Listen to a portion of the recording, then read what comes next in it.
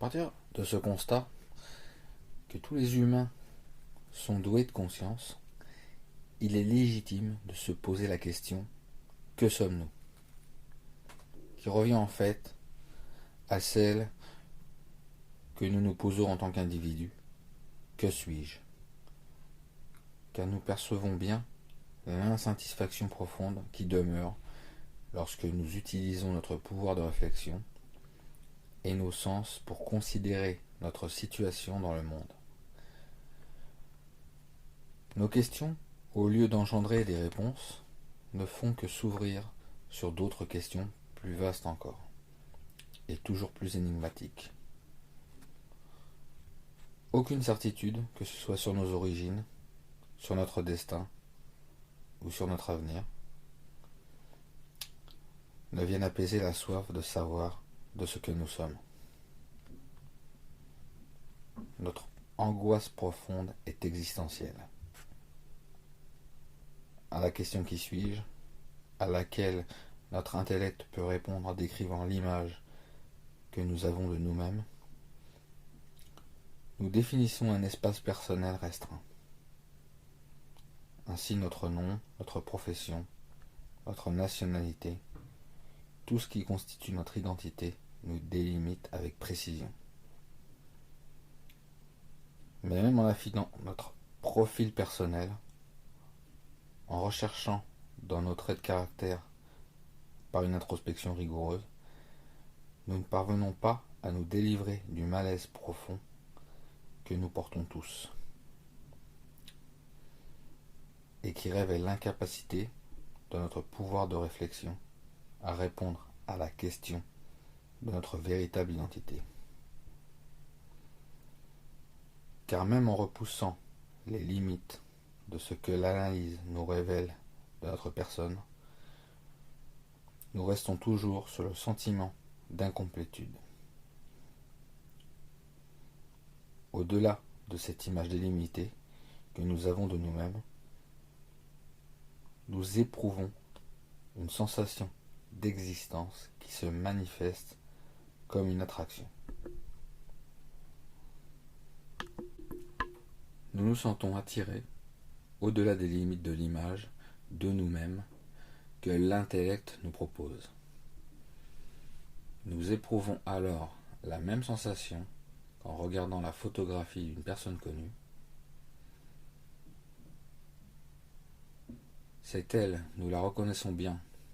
En même temps, nous savons que la photographie n'est pas cette personne. Nous avons alors recours à notre intuition pure qui s'appuie sur le seul sentiment d'existence, sur cette certitude profonde d'exister tout simplement. On pourrait constater « je suis là, donc j'existe ». Nous savons aussi que nous ne sommes pas seuls à exister. Nous avons parfaitement conscience que nous existons par rapport à un tout, par rapport à tout ce qui nous environne, c'est-à-dire relié aux autres et à l'univers.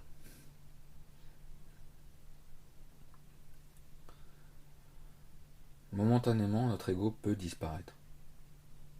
Nous cessons d'avoir de l'importance en tant que personne. Nous pouvons alors le considérer sous un autre angle. Nous pouvons en quelque sorte nous percevoir du dehors. Notre personne apparente, notre ego bien délimité, n'est qu'un simple véhicule qui transporte la vie qui est en nous dans l'espace et le temps. Ainsi à la question que suis-je, la réponse qui survient est parfaitement simple. Je suis la vie. La vie que nous observons sous des formes multiples autour de nous, chez les autres, êtres humains, chez les animaux, dans le monde végétal. La vie qui semble issue du monde minéral, du monde inerte, anime tout notre environnement. Elle peut maintenant apparaître comme un feu qui grandit, qui s'étend et qui progressivement consume le monde minéral, la matière. Comme un embrasement de l'univers, la vie anime la matière et au fur et à mesure qu'elle évolue dans l'univers, ses aspects deviennent toujours plus complexes. Cette complexité aboutit à la conscience humaine actuelle, mais nous percevons, du fait de l'insatisfaction profonde que nous éprouvons à l'état actuel, notre évolution, que cette vie étant nous, peut évoluer encore beaucoup plus, que la flamme que nous sommes dans ce brasier de vie, va pouvoir grandir encore et encore. Cette flamme, cette lumière de conscience, nous pouvons l'apercevoir en évolution dans notre vie individuelle.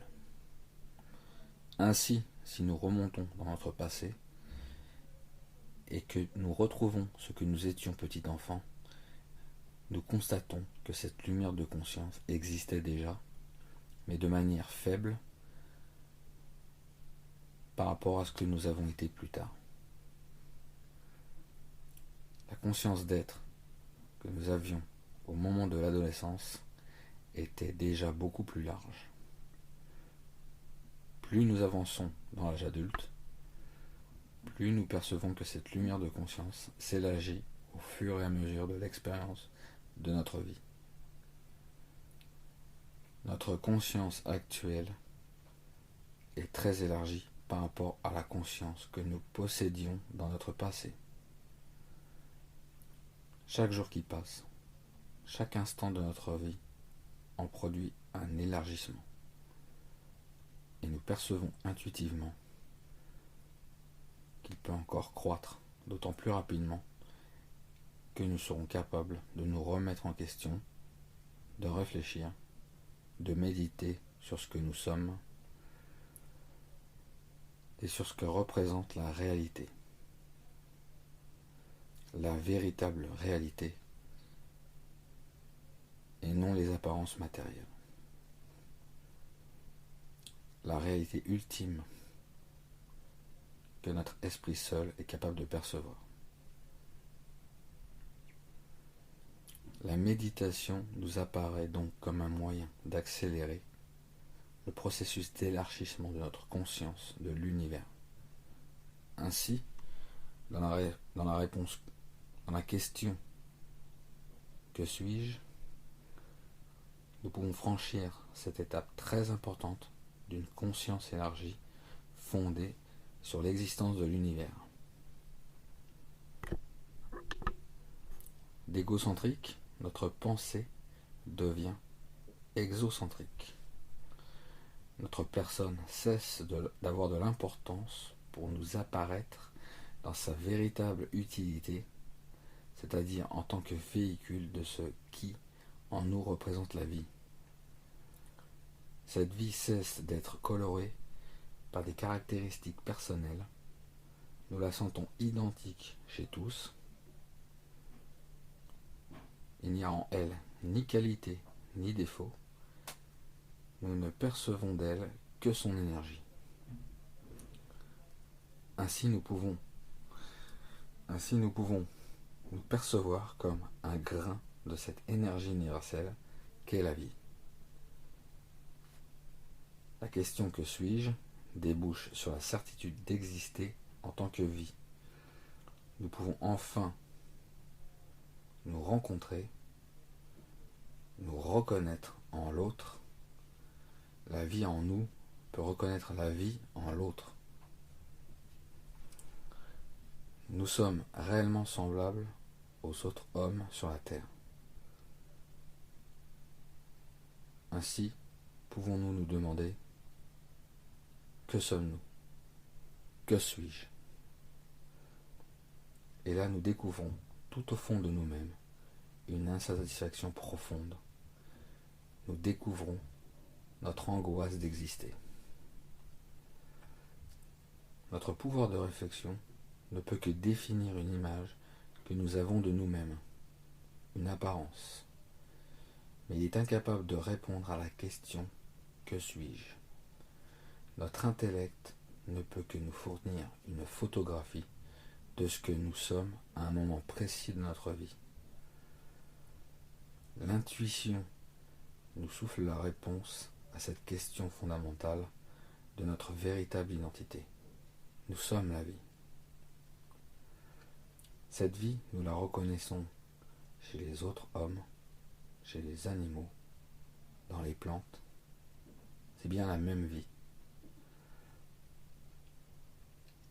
La vie peut nous apparaître alors comme la plus élevée de toutes les énergies, comme un brasier qui sur des milliards d'années consume la matière et la transforme en conscience d'être.